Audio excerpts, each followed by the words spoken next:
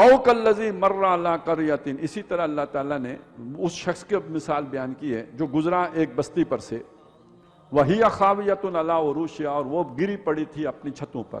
یعنی ویسے تو چھت اوپر ہوتی ہے، لیکن جب کوئی بستی تباہ حال ہو گئی تو معلوم ہوا وہ چھتوں پر پڑی تھی، یعنی چھتیں نیچے آ گئی تھیں، دیواریں اس کے اوپر پڑی ہوئی تھیں. یہ مطلب ہو گیا، یعنی بالکل وہ تباہ حال بستی تھی.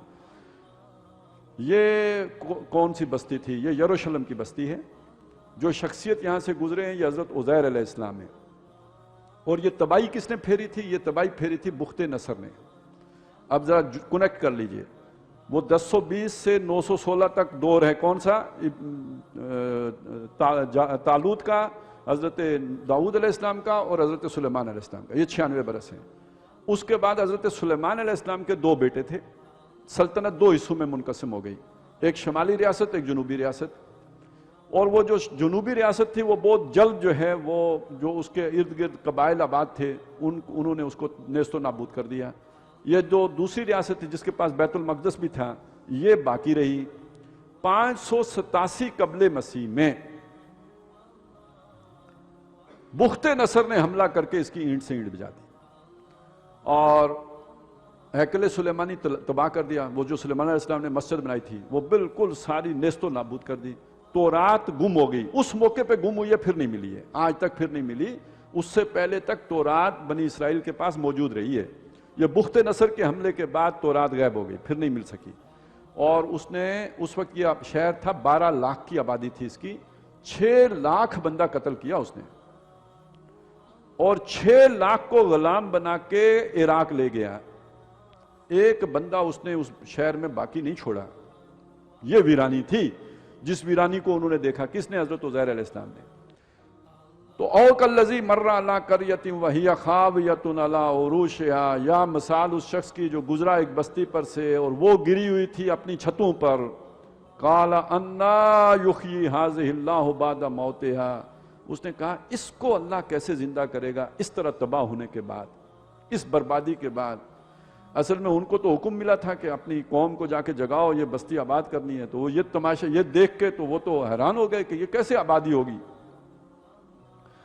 یعنی ان کے دل میں یہ سوال پیدا ہوا. فَأَمَاتَهُ اللَّهُ مِئَةَ عَامٍ، تو اللہ تعالیٰ نے انہیں موت دے دی. یہاں پہ نیند کہیں، اللہ تعالیٰ نے انہیں سلا دیا. 100 عام، 100 سال کے لیے. ثُمَّ بَعَثَ، پھر ان کو اٹھایا یعنی زندہ کیا. قَالَ كَمْ لَبِثْتَ، اور اس کے بعد اللہ نے پوچھا آپ کتنی عرصہ آپ نے آرام فرمایا ہے. قَالَ لَبِثْتُ يَوْمًا أَوْ بَعْضَ يَوْمٍ، انہوں نے کہا یہ کوئی ایک دن ہوگا یا دن کا بھی کوئی حصہ معلوم ہوتا ہے، ابھی معلوم ہوتا ہے سویا تھا ابھی اٹھ پڑا ہوں.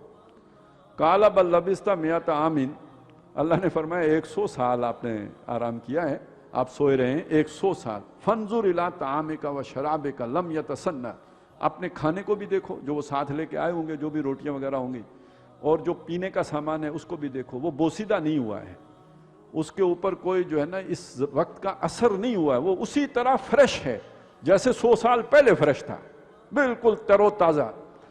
وانظر الی حمارک، اور ذرا اپنے گدھے کو بھی دیکھو جو سواری تھی اس کو بھی دیکھیں، اس پر وہ پورے حالات و واقعات گزرے تھے. 100 سال جس پر گزر گئے یعنی وہ مر کھپ گیا، اس کی ہڈیاں باقی رہ گئیں، باقی اس کا گوشت وہ سارا سڑ گل گیا، مٹی میں مل گیا.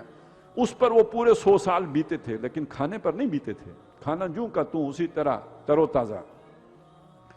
وَلِنَجْعَلَكَ آیَةً لِلنَّاسِ، تاکہ ہم آپ کو لوگوں کے لیے نشانی بنا دیں. وانظر، کون لوگوں کے لیے؟ وہ 100 سال کے بعد پھر عراق گئے، یہاں سے اٹھے، اب انہیں یقین ہو گیا کہ اللہ تو یہ بھی کر سکتا ہے، تو پھر یہاں سے نکلے اور گئے ہیں عراق، اور وہاں جا کے اپنی قوم کو پھر سمجھانا شروع کیا. ان میں سے لوگ توبہ کرتے گئے، اور جب ایک معتدب تعداد ان پر جو ہے وہ جس نے تجدید ایمان کر لیا، اب اللہ نے دنیا کے حالات تبدیل کیے. یہ سورہ جو کاف میں ذکر آتا ہے نا، ذوالقرنین نے جو فوج کشی کی تھی مغرب کی طرف، تو وہ ان کی ایک فوج کشی تھی جو عراق کی طرف. اسی میں در حقیقت پھر اسی لیے ذوالقرنین بڑا وہ ان کے ہاں معروف تھا. تو عراق کے بادشاہ کو شکست دی انہوں نے ذوالقرنین نے، اور بنی اسرائیل کو کہا کہ تم جا کے اپنے شہر میں آباد ہو سکتے ہو. یعنی یہ انہیں لڑنا بھی نہیں پڑا، اللہ تعالیٰ نے ان کی آزادی کا سامان کہیں اور سے پیدا کر دیا. تو ونظر الی حمارک، ذرا دیکھو اپنے اس گدے کو، وَلِنَجْعَلَكَ آیَةً لِلنَّاسِ، تاکہ ہم آپ کو لوگوں کے لیے نشانی بنائیں، وَانظُرْ إِلَى الْعِظَامِ، اور دیکھو اس کی ہڈیوں کو، وہ ہڈیاں تو نظر آ رہی ہیں، گوشت نہیں ہے، کیف ننشزها، ان ہڈیوں کو ہم کیسے ابار کر جوڑ دیتے ہیں، وہ علیحدہ علیحدہ بکھری پڑی ہیں، ہم پھر انہیں جوڑ دیتے ہیں، ثم نقصوها لحما، پھر ان پر گوشت چڑھا دیتے ہیں۔ اب وہ گدھا پھر ایک دم تر و تازہ ہو کے ان کے سامنے کھڑا ہو گیا۔ فلما تبین لہ، تو جب یہ حقیقت ان پر کھل گئی، قال اعلم ان اللہ علی کل شیء قدیر، تو انہوں نے فرمایا میں نے جان لیا کہ اللہ تعالیٰ سب کر سکتا ہے، ہر کام پر قادر ہے۔ تو یہ جو اتنا بڑا قدرت کا مالک ہے، اس کے لیے یہ شہر دوبارہ آباد کرنا قطعاً مشکل نہیں ہے۔